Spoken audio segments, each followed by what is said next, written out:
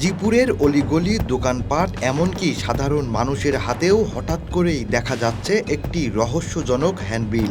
আর সেই হ্যান্ডবিল ঘিরেই তৈরি হয়েছে তীব্র চাঞ্চল্য।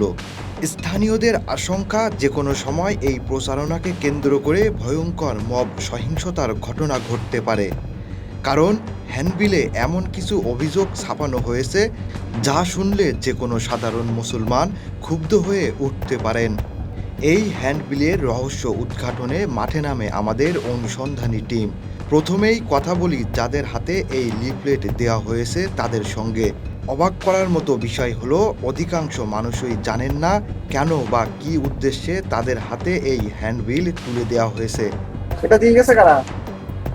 এটা কিরা দিয়ে গেছে কইতারি না, এখান ফিসে তাই জান। কারা করছে খেয়াল করুন। এই যে দোকানে ছিল, একটা দোকান থেকে নিলাম। হুজুররা দিয়ে গেছে, এই যে হুজুরের এগুলো দিয়ে গেছে। এরই মধ্যে খবর আসে গাজীপুর চৌরাস্তা মসজিদ এলাকায় প্রকাশ্যে এই হ্যান্ডবিল বিতরণ করা হচ্ছে। খবর পেয়ে দ্রুত সেখানে পৌঁছাই আমরা, কিন্তু ততক্ষণে বিতরণকারীরা এলাকা ছেড়ে চলে গেছেন। এই হ্যান্ডবিলটা বিলি করছে কারা, এটা জানেন নাকি? নাম কি জানি ভাই? হ্যাঁ, এটা ওই যে কারা বিতরণ করেছে আপনি দেখেছেন? না ভাই, আমরা তো ওই দিকে দাঁড়াছিল, আমরা পাই না। দীর্ঘ খোঁজাখুঁজির পরও কাউকে পাওয়া না গেলেও হ্যান্ডবিলে উল্লেখ থাকা দুই ব্যক্তির মোবাইল নম্বর সংগ্রহ করতে সক্ষম হয় আমাদের টিম। তবে তাদের বক্তব্য শোনার আগে জানা দরকার এই হ্যান্ডবিলে আসলে কি আছে। হ্যান্ডবিলটির দুই পাশে রয়েছে ভিন্নধর্মী দুইটি বিষয়। এক পাশে সম্মিলিত ওলামা পরিষদ গাজীপুর নামের একটি সংগঠনের পক্ষ থেকে গাজীপুরে ভ্রান্ত গোষ্ঠী সমূহের অপতৎপরতা রোধে আমাদের করণীয় নিয়ে একটি অনুষ্ঠানের প্রচারপত্র, যেখানে অতিথি ও আয়োজকদের নাম উল্লেখ করা হয়েছে। কিন্তু অপর পৃষ্ঠাটি মূল বিতর্কের জন্ম দিয়েছে। সেখানে শিরোনাম করা হয়েছে হিজবুত তৌহিদের ভ্রান্ত মতবাদ। এর নিচেই 20টি পয়েন্টে শুধুমাত্র হিজবুত তৌহিদের বিরুদ্ধে বিভিন্ন অভিযোগ তুলে ধরা হয়েছে।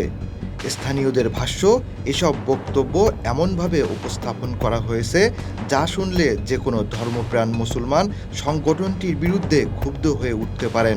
আর সেখান থেকেই তৈরি হচ্ছে উদ্বেগ। লেখাগুলো তো একজন মুসলিম হিসেবে পড়াটা খুবই দুঃখজনক। তার শরীরের ভিতরে আগুন জ্বলে যাওয়ার মতো লেখা। মুসলমান তো এমনি খেপে যাবো গা, যে লেখাটা লেখছে এগো বইয়ের মতো তো এরকম কোনো লেখা পায়নি, খারাপ কিছু লেখা পায়নি কে। এই প্রচারণা কি কোনো সংঘাত বা মব সহিংসতার দিকে ঠেলে দিচ্ছে সমাজকে? এই প্রশ্নের উত্তর খুঁজতেই আমরা কথা বলি উভয় পক্ষের সঙ্গে। প্রথমে হিজবুত তৌহিদের গাজীপুর জেলা সভাপতি আবু রাইহানের সঙ্গে যোগাযোগ করা হয়। হ্যান্ডবিলে উপস্থাপিত অভিযোগগুলো তিনি সম্পূর্ণ ভিত্তিহীন ও মন গড়া বলে দাবি করেন। শুধু তাই নয়, অভিযোগের পক্ষে প্রমাণ চাইলে তিনি হ্যান্ডবিলে উল্লেখ করা রেফারেন্স অনুযায়ী বই খুলে দেখিয়ে দেন নিজেদের অবস্থান।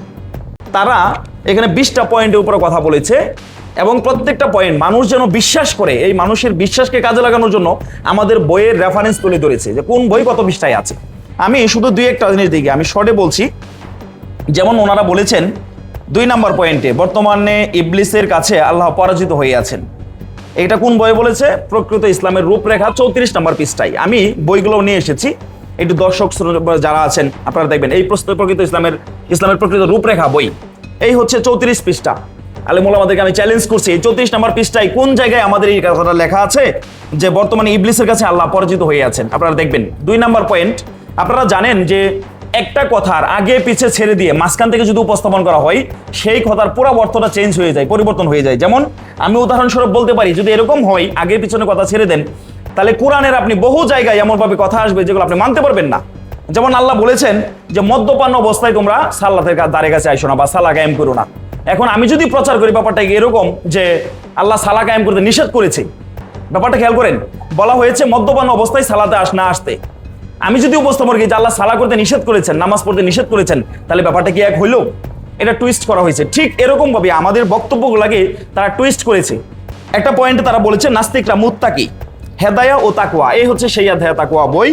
এই বইয়ের 7 পৃষ্ঠায় তারা বলেছে, আমি সেটা দাবি করেছি। এই সেই 7 পৃষ্ঠা আপনারা দেখাইতে হইব ভাই, অপ্রচার করেছেন মানুষকে, একটু দেখাইতে হইব যে এই হেদায়া তাকওয়া বইয়ের 7 পৃষ্ঠায় কোথায় পেয়েছেন যে মুত্তাকিরা নাস্তিকরা মুত্তাকি এই পয়েন্ট আপনাদের কাছে আমার চ্যালেঞ্জ থাকলো, আপনারা যদি দেখাইতে পারেন আমরা নিজেদেরকে তওবা করব।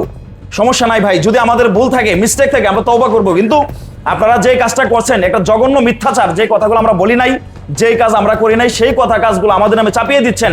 এটা দেশের সরকার আইনও আপনাকে বৈধতা দেয় না, আল্লাহ এটা করতে নিষেধ করেছেন। এরা হচ্ছে মুনাফিক, আল্লাহর ভাষায় বলছেন এরা মুনাফিক। এরা ভিতরে একরকম কথা বলে, বাইরে একরকম কথা বলে, মানুষের সামনে বিভ্রান্ত ছড়াই। এটা ভালো না ভাই। অন্যদিকে হ্যান্ডবিলে অনুষ্ঠানের সঞ্চালক হিসেবে নাম থাকা মাওলানা মুখলেসুর রহমানের সঙ্গেও কথা হয় আমাদের। তিনি হ্যান্ডবিলে উপস্থাপিত অভিযোগগুলোকে সত্য বলে দাবি করেন। তার ভাষ্য, তাদের কাছেও সংশ্লিষ্ট বইপত্র রয়েছে এবং সেখান থেকে এসব তথ্য নেওয়া হয়েছে। ওনাদেরকে বলে সব বইগুলো ওনাদের কাছে সংগ্রহ করা আছে, এমন যদি ওনারা মনে চায় আমাদের সাথে বসতে পারে। সবচেয়ে বিস্ময়কর বিষয় হলো, এত বড় বিতর্কের পরও নিরপেক্ষ মতামত জানতে স্থানীয় কয়েকজন আলেম ও মাদ্রাসা শিক্ষকের সঙ্গে যোগাযোগ করা হলে কেউই ক্যামেরার সামনে কথা বলতে রাজি হননি।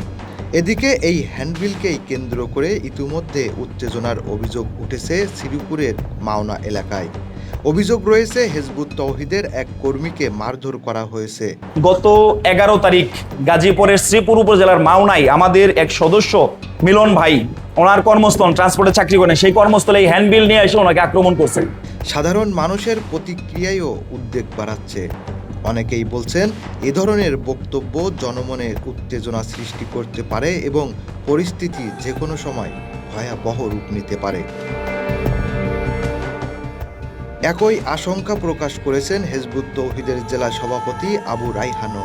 তিনি দাবি করেন, অনুষ্ঠানের প্রধান অতিথি হিসেবে গাজীপুর সিটি কর্পোরেশনের প্রশাসক মোহাম্মদ শওকত হোসেন সরকার উপস্থিত থাকার আগ্রহ প্রকাশ করেছিলেন। তবে হ্যান্ডবিলের পেছনে সংগঠনটির সম্পর্কে যে অভিযোগগুলো ছাপানো হয়েছে সে সম্পর্কে তিনি অবগত নন বলেও দাবি করেন।